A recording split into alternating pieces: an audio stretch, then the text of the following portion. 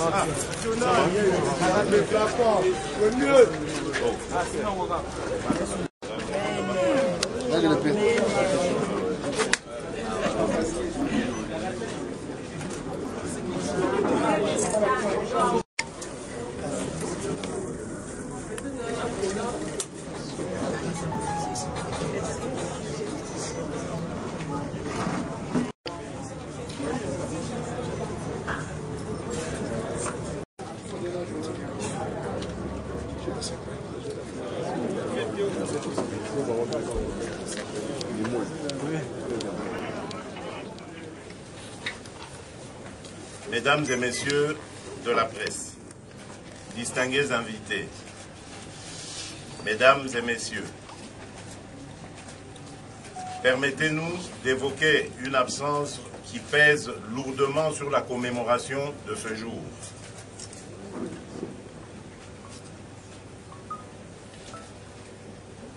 Nous parlons ici du président Étienne Tshisekedi Wamulumba qui nous a quittés le 1er février 2017 en plein combat et nous voulons lui témoigner toute notre affection et notre profonde reconnaissance.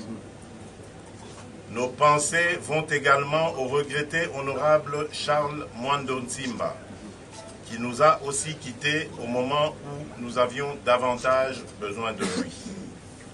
En leur mémoire, nous vous prions d'observer une minute de silence.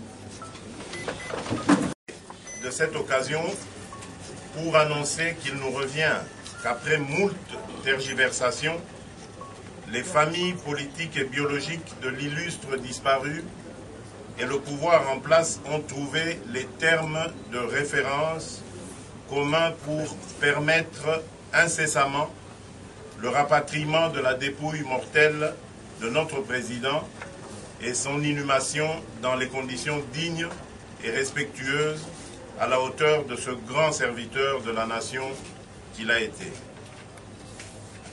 Mesdames et messieurs, l'histoire se fait progressivement. Elle laisse parfois des dates et des lieux à commémorer lorsqu'elle prend un tournant significatif. En effet, le 10 juin 2016 à Genneval, le combat de l'opposition politique congolaise prenait effectivement un tournant décisif.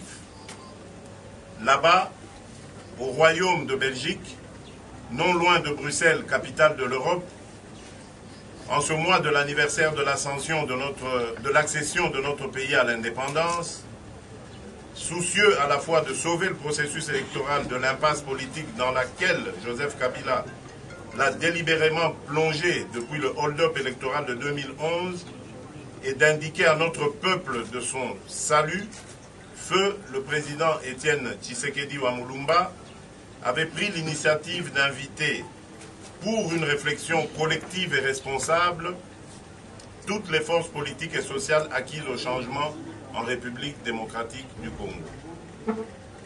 Cette occasion donnait au peuple congolais les raisons d'espérer, alors que d'aucuns étaient tentés de parler d'une situation catastrophique et sans issue apparente pour la République démocratique du Congo, frappée par une crise sévère qui fait de ce sous-continent un géant à la dérive. Dans un sursaut républicain et patriotique, ces forces vives de la nation, après avoir senti la nécessité et l'urgence d'une telle rencontre, ont marqué leur accord à cette initiative forte et se sont accordés du 8 au 10 juin 2016, a donné naissance au regroupement politique le Rassemblement, immédiatement reconnu par tout notre peuple comme le cadre de combat politique idoine qui porte désormais ses espoirs. Mesdames et messieurs, au-delà des embûches et des obstacles, la conférence de Genneval a été un moment privilégié où les forces politiques et sociales acquises au changement, regroupées autour d'Étienne Tshisekedi Wamulumba, se sont dotées de 3 U. U comme unité de vision, U comme unité de leadership et U comme unité d'action. De l'unité de vision, les patriotes réunis à Genneval, au total 9 composantes représentées, à savoir UDPS, G7, Dynamique de l'opposition, Alternance pour la République, Majorité populaire, présidentielle populaire, le G14, la Convention républicaine, le Front du peuple et la société civile ont élaboré une charte dénommée Acte d'engagement de Genneval. Au terme de cette charte, il est stipulé que le rassemblement poursuit les objectifs ci-après. Le respect de la Constitution du 18 février 2006, la lutte contre le changement ou révision de la Constitution, la lutte contre le référendum, la lutte contre un 3e mandat pour Joseph Kabila, la libéralisation de l'espace politique, la lutte pour que le 19 décembre 2016, Joseph Kabila laisse pacifiquement le pouvoir en ce que son mandat constitutionnel est épuisé à cette date. De même, l'acte d'engagement de Genneval a institué 2 organes, le Conseil des sages et la coordination des actions. Depuis lors, la composante alliée de l'UDPS a été admise comme le 10e membre du rassemblement ou la 10e composante du rassemblement. De l'unité de leadership, par une motion de remerciement et de reconnaissance, le leadership d'Étienne Tshisekedi Wamulumba a été unanimement salué par tous les participants qui l'investirent président du Conseil des sages pour son combat au service de la cause de la liberté, de la justice, de la démocratie, tout en prenant l'engagement de mettre le symbole de la démocratie qu'il était devenu au service de notre combat commun pour le respect de la Constitution et l'avènement de l'alternance dans notre pays. Le Conseil des sages est l'organe de conception, d'orientation et de décision. Les représentants, dûment mandatés par leurs composantes membres du rassemblement, y siègent. De l'unité d'action.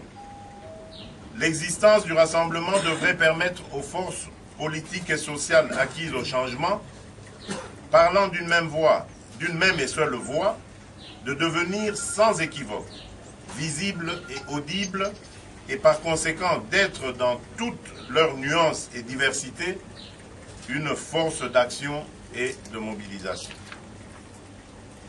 Cette démarche a suscité un immense espoir au sein de la nation congolaise qu'il a manifesté avec force et vigueur, notamment par l'accueil triomphal réservé au président du Rassemblement lors de son retour à Kinshasa le 27 juillet 2016, la participation massive de millions de Congolais au meeting organisé par le Rassemblement le 31 juillet suivant, ou encore par la détermination de cette même population congolaise qui a activement pris part à la manifestation du 19 septembre 2016, en dépit de l'extrême brutalité des forces du désordre.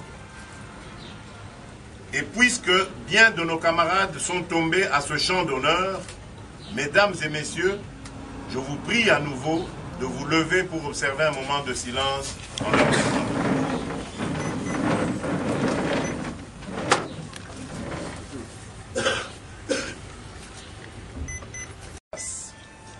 Toujours fort du soutien populaire, le Rassemblement a organisé son premier conclave, présent dans nos esprits à tous, le 4 octobre 2016 au siège de l'UDPS à Limété. Il s'est agi alors d'arrêter les termes de référence d'un dialogue susceptible de faire face à la multiplication par Joseph Kabila de stratagèmes et autres artifices d'enfumage, d'atermoiement et d'endormissement pour arriver à son objectif obsessionnel d'empêcher la tenue des élections prévues constitutionnellement pour novembre 2016 afin de demeurer à vie dans le fauteuil présidentiel.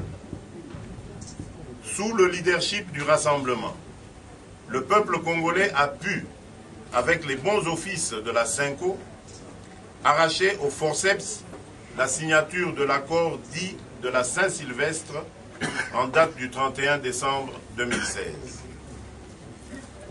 Mesdames et messieurs, l'accord du 31 décembre 2016 est un ensemble de mesures et de moyens par lesquels le Rassemblement et le pouvoir en place se sont convenus pour aller aux élections au plus tard le 31 décembre 2017.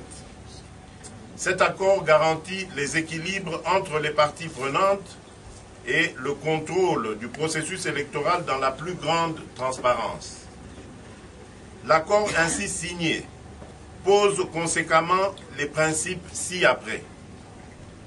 Pas de révision constitutionnelle, pas de référendum, pas de troisième mandat pour Joseph Kabila, mise en place d'un gouvernement de transition dirigé par un Premier ministre présenté par le Rassemblement, création du Conseil national de suivi de l'accord, CNSA en sigle, dirigé par le président du Conseil des sages du Rassemblement, décrispation du climat politique, libéralisation de l'espace politique, libération des prisonniers politiques et d'opinion, fin de dédoublement des partis politiques et mise en œuvre de l'accord précédé par la signature d'un arrangement particulier.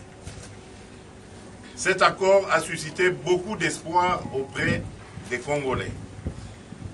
Espoir que le pays allait enfin connaître un processus électoral durant lequel Joseph Kabila n'allait pas pouvoir ni se représenter comme candidat président de la République, ni modifier la constitution de la République, et encore moins organiser un référendum.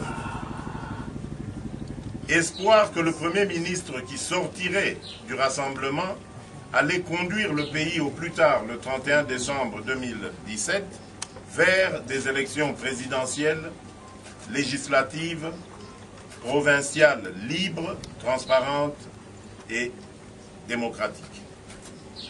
Espoir que l'équilibre de l'accord allait être assuré par la présence du président du Conseil des sages du Rassemblement à la tête du Conseil national de suivi de l'accord CNSA-ANSI. Espoir enfin que les mesures de décrispation, une fois appliquées, allaient permettre la libéralisation de l'espace politique, la libération des prisonniers politiques, le retour au pays des exilés, ainsi que la réhabilitation des médias proches de l'opposition. Malheureusement, profitant du décès du président Étienne Tshisekedi, d'heureuse mémoire, malgré l'adhésion sans faille de la population congolaise à cet accord, malgré le fait que le Conseil de sécurité des Nations Unies ait pris en mars 2017 la résolution 2348 qui transforme l'accord de la Saint-Sylvestre en un instrument juridique international, et en dépit de la volonté du Rassemblement de poursuivre les discussions sur l'arrangement particulier, Joseph Kabila va délibérément violer dans son esprit et dans sa lettre, au point finalement de le renier, l'accord de la Saint-Sylvestre. C'est ici, pour nous, l'opportunité de dénoncer fermement les propos tenus par ce dernier dans les colonnes du journal allemand Der Spiegel. En effet, les élections restent le cheval de bataille du Rassemblement. Elle constitue un droit constitutionnellement reconnu au peuple congolais, tel que renforcé dans l'accord de la Saint-Sylvestre, renfermant l'engagement des parties prenantes, dont les délégués de M. Joseph Kabila. Les élections ne sont donc pas un don promis ou à promettre, suivant le bon vouloir d'un acteur politique, de quelque bord que ce soit, au peuple souverain. En ce 10 juin 2017, le rassemblement a 1 an d'existence. L'heure a donc sonné pour nous de nous remobiliser comme un seul homme pour relever le défi que Joseph Kabila a lancé à notre peuple de priver la nation congolaise d'élections conformément à la Constitution. Pour ce faire, nous annonçons que le rassemblement entre en conclave pour élaborer une nouvelle feuille de route qui va baliser son action jusqu'au 31 décembre 2017, date à laquelle des élections présidentielles, législatives et locales doivent avoir été organisées dans notre pays.